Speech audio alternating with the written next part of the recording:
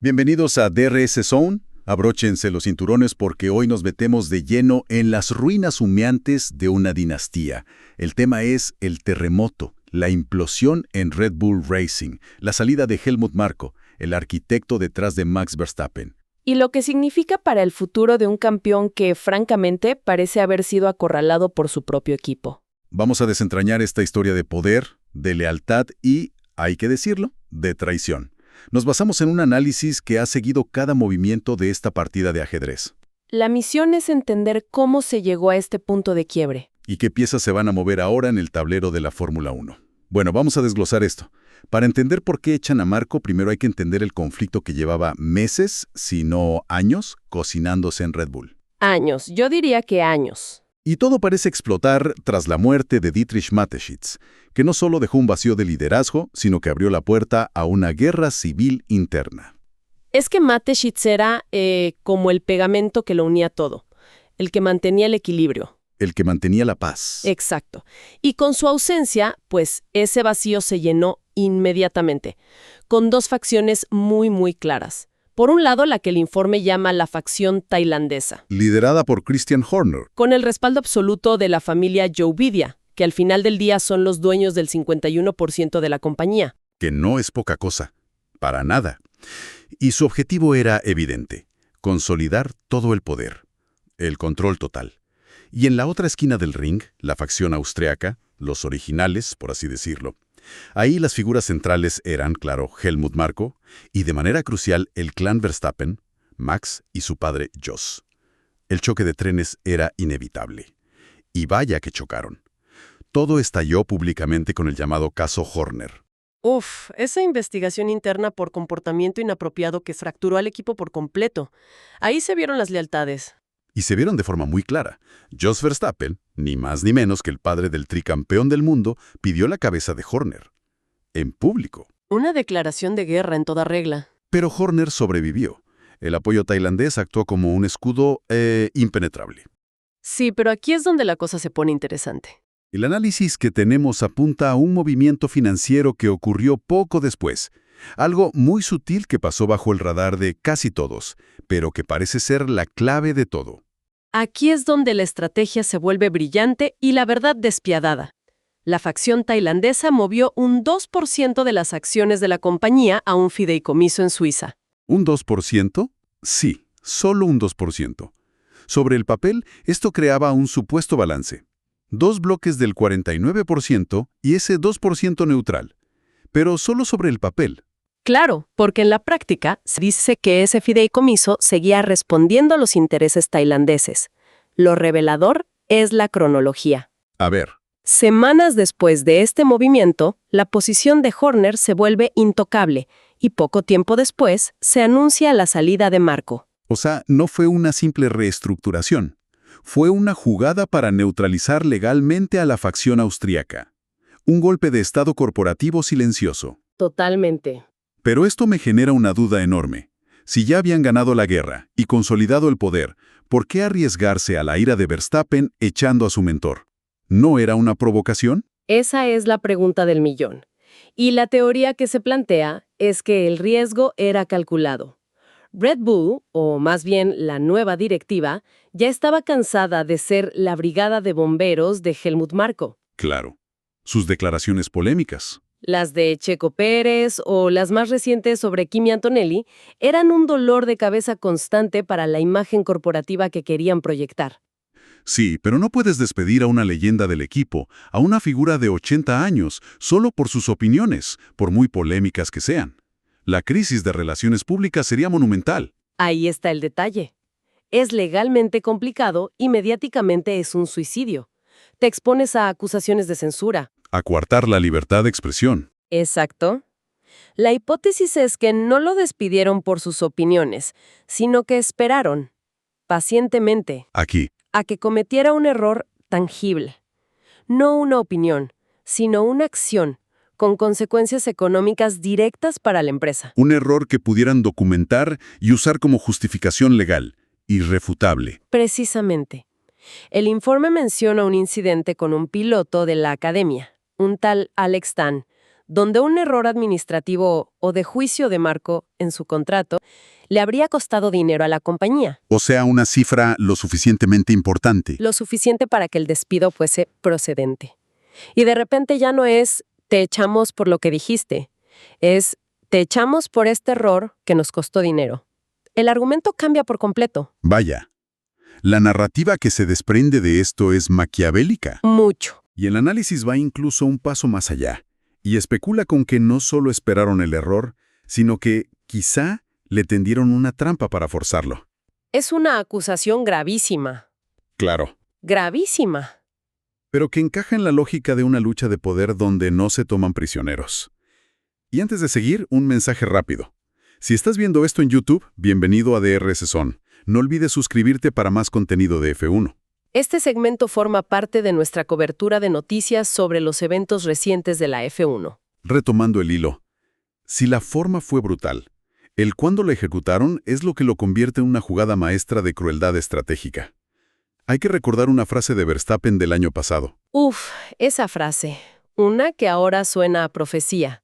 Mi lealtad hacia Marco es muy grande. No puedo seguir sin él. Lo dijo a los 4 vientos. Si conectamos esto con el panorama general, la jugada parece diseñada a medida para acorralar a Max. Totalmente. Totalmente. Durante meses se rumoreó sobre esa cláusula en el contrato de Verstappen, la que le permitía una salida inmediata si Marco dejaba el equipo. Red Bull sabía de esa cláusula, o al menos del rumor. Y conocían perfectamente la lealtad de Max. Entonces, ¿qué hicieron? Anunciaron la salida de Marco justo al terminar la temporada 2025. Ni un día antes, ni un día después. En el momento preciso en que la parrilla de 2026 está completamente cerrada. Cerrada a cal y canto. No queda ni un solo asiento competitivo libre. Ni uno. Esto coloca a Verstappen en una posición imposible. Podría activar su cláusula de escape, claro, pero ¿para irse a dónde? Se arriesga a quedarse un año entero viendo las carreras desde el sofá de su casa. Vaya. O sea que, en la práctica, le dieron la libertad de irse solo cuando sabían que no tenía dónde ir. Es una jaula de oro. El informe no se anda con rodeos y lo califica directamente como una alta traición del equipo hacia su piloto estrella. Es una palabra muy fuerte. Es fuertísima, pero si te pones en la piel del piloto, es comprensible que se perciba así. Es un mensaje muy claro. El equipo está por encima de ti, incluso de ti. Esperaron al momento exacto en que su poder de negociación era nulo para ejecutar un movimiento que sabían que le dolería en lo más profundo. Rompieron un pacto no escrito de lealtad. Y por si quedaba alguna duda de cómo se lo tomó Verstappen, la prueba definitiva viene de las propias palabras de Helmut Marko. Esto es, para mí, el punto de inflexión de toda la historia. Contó cómo fue esa última conversación con Max justo después de recibir la noticia. Y no fue una llamada de despedida normal. Había nostalgia, pero sobre todo había un mensaje cifrado. La frase que lo cambia todo es la respuesta de Verstappen. Cítala. Cito textualmente lo que Marko asegura que le dijo a Max. Me dijo que definitivamente nos encontraremos en algún lugar. Definitivamente nos encontraremos en algún lugar. Eso no es un adiós y gracias por todo. No, para nada. No es una palmada en la espalda. Es una declaración de intenciones. Es un pacto sellado en medio de la traición. La lealtad de la que hablaba Verstappen no era una frase para la prensa. Es tan real que ahora su plan es volver a trabajar juntos, pero en otro garaje. Y lo fascinante es cómo esa frase, sumada a todo lo demás, convierte la salida de Max de Red Bull en 2027 de una posibilidad a casi una certeza. Casi un hecho. El análisis sugiere que la única forma en que Red Bull podría retenerlo ahora es dándole un coche en 2026 que sea un cohete interplanetario. Tan dominante que la sed de victoria supere el deseo de venganza. Exacto. Pero con los cambios de reglamento, la fuga de Adrian Newey y el nuevo motor, esa garantía ya no existe. Entonces, ¿qué significa todo esto? Si damos por hecho que la relación está rota y que el plan de reencontrarse está en marcha, la pregunta es inevitable. ¿A dónde irían Verstappen y Marko? Pues el tablero de ajedrez no tiene muchas casillas disponibles para un rey y su consejero. Ferrari parece descartado, no es el estilo de Verstappen. No lo veo ahí. El informe se centra en 2 opciones realistas: Aston Martin y Mercedes. Analicemos Aston Martin. Sobre el papel, tiene un atractivo innegable.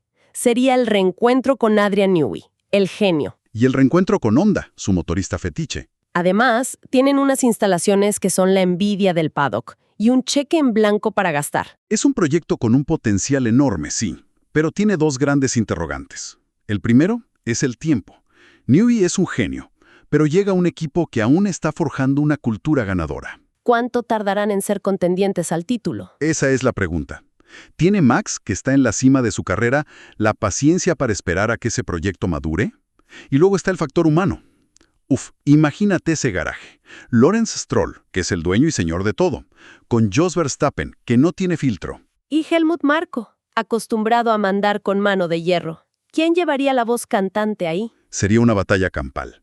Probablemente Adrian Newey se encerraría en su oficina con los audífonos puestos y no saldría hasta tener el coche listo. Es una combinación de personalidades que podría ser increíblemente exitosa o implosionar en 6 meses. Un riesgo altísimo, lo que nos deja con la segunda opción que el análisis señala como la más probable y en cierto modo la más poética: Mercedes. Esta opción tiene mucho sentido por varias razones. Primero, el coqueteo de Toto Wolff ha sido largo, público y descarado. Totalmente. Lleva prácticamente 2 años desde que se anunció el fichaje de Hamilton por Ferrari, haciéndole guiños a Verstappen en cada entrevista. Nunca ha ocultado que es su objeto de deseo. Hay un detalle que me parece muy revelador. Mercedes ha retrasado sistemáticamente sus anuncios de pilotos. ¿Sí? Podría interpretarse como que siempre han mantenido una puerta abierta, una silla vacía con el nombre de Max escrito en ella, por si acaso. Totalmente de acuerdo. Y hay gestos que van más allá de lo profesional. Se cuenta que tras el Gran Premio de Abu Dhabi de 2025, donde Verstappen perdió el título, la primera persona que fue a consolarlo en privado fue Toto Wolff. Eso en el paddock es un movimiento muy significativo. Es tender un puente a nivel personal. Y recordemos que la relación entre Wolff y los Verstappen fue increíblemente tóxica en 2021. Era odio puro. El hecho de que Toto esté dispuesto no solo a perdonar y olvidar, sino a cortejar activamente a Max y su círculo, demuestra una desesperación estratégica por conseguir al mejor. Pero lo más asombroso es cómo ha manejado la figura de Helmut Marko, su archienemigo declarado durante una década. Esto demuestra hasta qué punto quiere a Verstappen. Wolff llegó a llamar a Marko nuestro enemigo favorito, en tono de broma. Pero cuando empezaron los rumores de su salida, cambió el discurso 180 grados. Pasó a elogiarlo, a decir que su marcha sería una gran pérdida para Red Bull. Está enviando un mensaje claro. Si para fichar a Verstappen tengo que hacer las paces e incluso darle un puesto de asesor a mi rival histórico, estoy dispuesto a hacerlo. Demuestra que en la Fórmula 1 la victoria está por encima de cualquier rencilla personal. Bien, para resumir todo lo que hemos analizado, la guerra de poder en Red Bull, desatada tras la muerte de Mateschitz, culminó con la salida estratégica de Helmut Marko. Una salida ejecutada en un momento calculado, para dejar a Max Verstappen sin margen de maniobra. Algo que el piloto ha percibido como una traición personal y profesional. Y la respuesta de Max, esa promesa de reencontrarse, es la señal inequívoca de que su futuro a partir de 2027 está casi con toda seguridad fuera del equipo que lo convirtió en leyenda. Y esto nos deja con una reflexión final para la audiencia. Considerando el nivel de la traición percibida por Verstappen y el cortejo tan público y persistente de Toto Wolff, ¿es el paso de Max a Mercedes una simple posibilidad o es ya una consecuencia inevitable de esta cadena de eventos? Y la pregunta más importante para Red Bull, más allá de intentar darle un coche ganador en 2026, ¿qué se puede hacer para reparar una relación que, en lo personal, parece rota de forma irreparable? ¿Puede un trofeo reparar la lealtad hecha añicos? Ahí queda la pregunta. No olviden seguir DRS Zone en todas las plataformas: TikTok, Instagram y YouTube para no perderse nada del mundo de la Fórmula 1. Nos vemos en la próxima curva.